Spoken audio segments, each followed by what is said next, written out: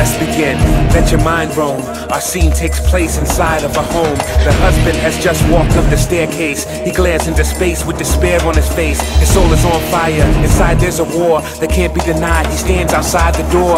On the other side, his bride and a lover, oblivious to the fact their lies been discovered. So as they embrace and try to make haste, they have no idea what's about to take place. Gun in hand, he longs to understand what would lead his wife into the arms of another man. He thinks back to the day they made their vows, before God, before the minister and the crowds. Exchange of the rings, the joy of the reception. Now a tainted memory destroyed by deception. He had been faithful to her.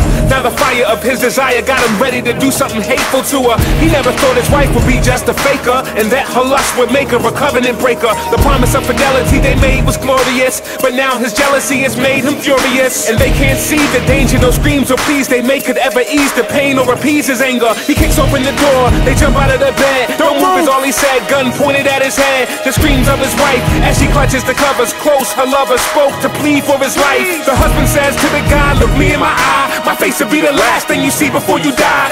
The husband cried inside, his love was bona fide. Trouble for the bride, double homicide. How quickly we are to break the vows we made, as our unbelief leads our hearts astray. How long before he turns his face away? We belong to the jealous one. We belong to the jealous one, whose blood bought us back, whose victory won. Our worship and praise to him belong, the jealous one.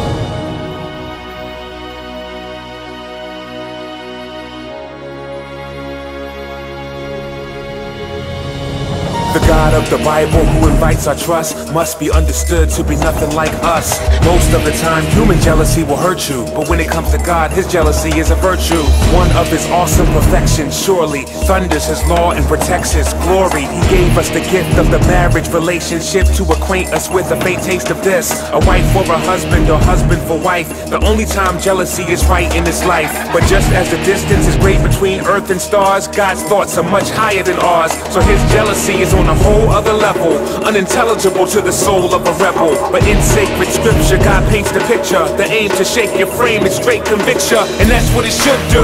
God's jealousy is frightful, and yet it's delightful and good too. I couldn't think of much worse if I tried than a dude who smirks if you flirt with his bride. So tell me, what kind of God would he be if he wasn't bothered to see idolatry? Is God just supposed to laugh and withhold his wrath when he's replaced by a golden calf? You say, I don't worship a golden calf.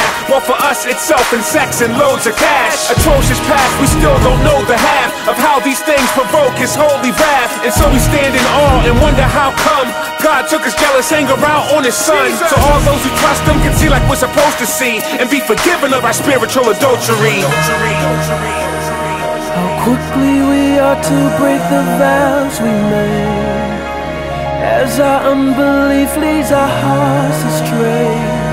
How long before he turns his face away? We belong to the jealous one. We belong to the jealous one, whose blood bought us back, whose victory won.